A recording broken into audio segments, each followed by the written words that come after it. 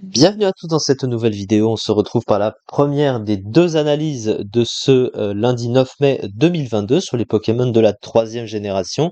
Et on est toujours sur les Pokémon de début de zone avec l'évolution de Balignon qui n'est autre que Chapignon.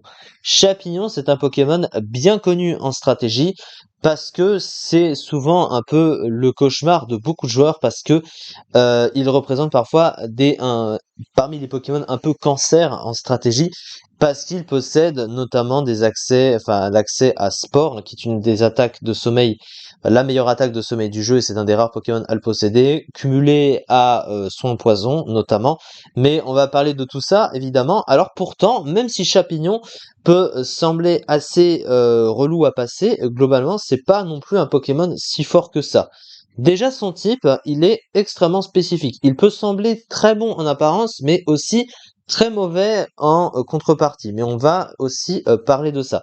Il possède donc un type plante et combat, et c'est un des deux combos de type avec le type plante et sol de Torterra à résister au Edgequake, le type roche et le type sol. Donc il résiste à la fois au piège de roc et au pico, donc ça c'est un des rares Pokémon à pouvoir le faire. Mais même s'il possède aussi 6 résistances, avec des résistances assez utiles, au type électrique, sol, eau, ténèbres, donc il y a une résistance à sabotage, la résistance au piège évidemment, donc roche et sol, mais il a quand même des faiblesses extrêmement gênantes, au type feu, donc c'est un des 3 types super efficaces sur le type acier, le type glace c'est très gênant, le type fée c'est très gênant, le type scie aussi, le type poison moins mais c'est une faiblesse quand même, et surtout le type vol, une double faiblesse de zone extrêmement gênante, et offensivement, plante et combat. Alors la particularité, c'est que le type combat est un type super efficace sur le type acier. Le type plante est neutre et résisté par le type acier. Donc du coup, quand t'as un stab qui est super efficace sur un type très bon défensivement, le meilleur type défensif du jeu en l'occurrence, eh bien c'est fort. Mais malgré ça, le type plante et combat est pas toujours si fort qu'on pourrait le croire. Il est résisté par une majorité de types. Les deux stabs entièrement sont résistés par les types poison et vol notamment. Donc ça fait quand même 2 types sur 18 qui résistent quasiment complètement à ce type, et beaucoup de Pokémon à côté, il faut le noter. Donc voilà, il y a 219 Pokémon qui résistent dans le jeu, et vous voyez qu'il y a quand même une bonne poignée de Pokémon qui résistent, même si en contrepartie il est super efficace sur 410 Pokémon, donc il n'est pas mauvais offensivement, mais il n'est pas si incroyable que ça non plus. Donc voilà, il est juste assez mitigé ce type. En fait, c'est un peu ça. Ces 3 talents, alors il possède Pose Sport, qui inflige un statut avec 30% de chance s'il reçoit une attaque de contact, donc ça se répartit, donc je sais plus combien c'est à chaque fois, mais il y a un certain pourcentage de chance où tu empoisonnes l'adversaire, un autre où tu le paralyses et un autre où tu l'endors. C'est situationnel, mais c'est un talent utile. Mais moins utile que ces 2 autres talents. Alors Soin Poison, c'est le même talent que Scorvol. Qu'est-ce que ça fait? Eh bien, au lieu de perdre des PV du poison quand il est empoisonné, eh bien, il va gagner des points de vie du poison. Donc, il se soigne avec le poison. C'est très fort. Alors ça, en général, ça veut dire que ça force à utiliser des sets avec l'orbe toxique, évidemment, pour l'empoisonner. Ça nécessite un tour, évidemment, mais derrière, s'il reste assez longtemps sur le terrain, il peut se soigner sur la durée. Alors, contrairement à Scorvol, qui, dans son rôle, dans ses statistiques, est nettement meilleur pour s'en servir, parce que il a plus de bulk déjà, son type est plus intéressant défensivement et offensivement, donc Scorvol sera beaucoup plus utile de s'en servir que ce cher Chapignon, même si lui, Chapignon, a autre chose qui lui permet de l'aider un peu à s'en servir. Il possède également Technicien, qui booste de 50% les moves qui ont 60 de puissance ou moins, et il a des options pour s'en servir. Donc Technicien est aussi très fort avec lui. Ses statistiques, alors quand tu vois les statistiques de Chapignon, tu te dis que c'est pas si incroyable que ça, parce qu'il a beau avoir 130 en attaque, ce qui fait quand même une grosse puissance de frappe, surtout pour un Pokémon des premières générations, eh bien, il a des stats qui à côté sont mauvaises, Il a 80 dans les défenses, 60 en défense spéciale, 60 en PV, donc c'est un bulk pour un Pokémon offensif est vraiment pas bon. Une vitesse de 70 seulement, pareil, pour un Pokémon offensif, c'est pas terrible.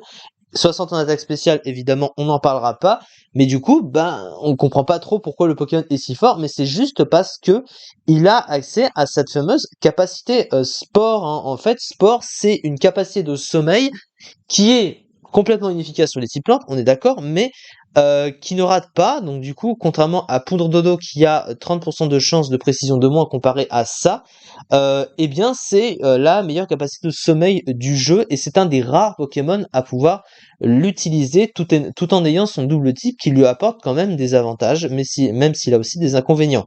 Son Moopool à côté est correct, hein, quand même. Il possède au niveau des stabs l'accès à une priorité stabée, un Mach Punch qui profite de technicien, donc ça c'est assez fort. Il possède les attaques de type plante à côté, donc il a notamment Seed Bomb hein, sur le type plante. Il a accès aussi à quelques attaques de corvette, hein. Il a Lame de Roc, il a Point Éclair, donc globalement c'est plutôt sympa. Il a pas énormément de moves supplémentaires pour profiter de technicien, à part éventuellement Balgraine hein, qui profite du stab. Il a Gonflette également pour se booster. Et à côté, il a pas non plus un move pool de fou hein, sur le soutien, il a presque rien, même d'ailleurs, hein, il faut quand même le spécifier, mais il a quand même cet accès à sport, hein, et qui du coup lui donne l'avantage de pouvoir endormir un Pokémon de l'adversaire, et derrière de pouvoir se placer, et comme il a accès à soin poison, et bien sur la durée d'un duel avec un Pokémon de l'adversaire, et bien il peut endormir, se soigner en utilisant aussi l'accès à clonage et à vampigraine qui lui permet au fur et à mesure de récupérer des points de vie et plus il va infliger de dégâts à l'adversaire avec par exemple ce fameux mitre à point qui est extrêmement fort placé derrière le clone et avec le sommeil évidemment, et donc du coup ça peut faire très mal. Mais c'est une stratégie qui est très prévisible parce que bah, c'est un Pokémon qui a pas non plus des tonnes d'options et du coup c'est facile à anticiper et Scorvol est meilleur dans l'utilisation de soins poison que Chapignon, ce que j'ai pu énoncer à l'instant, parce que il a tout simplement des stats bien meilleures, en tout cas plus arrangées, pour mieux se servir de ça, et donc c'est pour ça que c'est pas si incroyable que ça non plus. Et du coup, bah, il est pas non plus resté top tier à la fin, hein, puisque comme on peut le constater, il est 72e, il n'est pas revenu hein, dans Pokémon Épée et Bouclier, mais il était 72e ici, hein, 1,5% de l'overuse, hein, il était borderline, alors c'est quand même la limite de l'overuse, mais il n'était pas très bien classé non plus, vu le chiffre qui l'atteignait.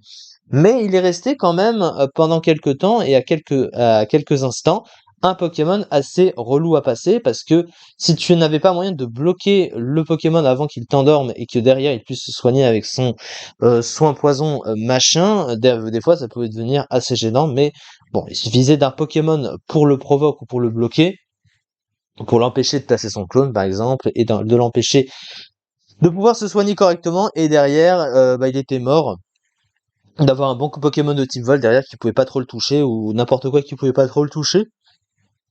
Il y avait plein de choses à ce niveau-là, donc c'était pas non plus la mort à ce niveau-là. La fiche stratégique, une excellente statistique d'attaque, de talent utile, soin poison et technicien, un accès à sport, double type mauvais défensivement, frêle et lent pour un sweeper, a du mal à passer beaucoup de Pokémon très présents en overuse, boule de nœud, Scorvol, Tokotoro, donc vous voyez. En grosse concurrence avec Katagami qui exécute largement mieux le rôle de Chapignon, fragile, a du mal à se placer, n'apporte presque aucune utilité défensive et offensive dans une équipe sérieuse en overused, et ça c'est du fait de ses stats qui sont mauvaises, évidemment. Donc voilà pour Chapignon, et du coup, ce qui met un terme à notre petite analyse. On se retrouve du coup pour la deuxième analyse du jour sur les Pokémon de la troisième génération. Merci beaucoup de m'avoir suivi, et à très vite pour une prochaine vidéo.